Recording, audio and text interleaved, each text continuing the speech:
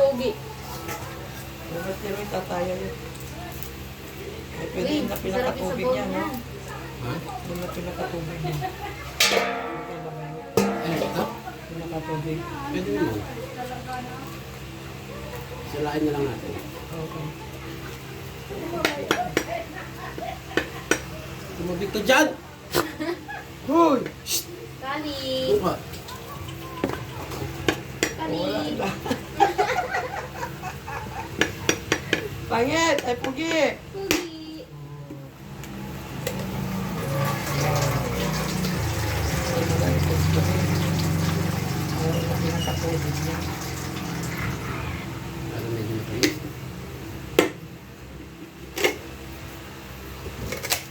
Wow. Wah. Pahingin mo ang buko niya. Hindi ka naman yun.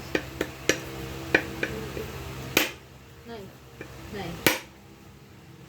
Alam ko yung ano, kapag nagtatrabaho ako, bawal nila ako pinagbubuhat.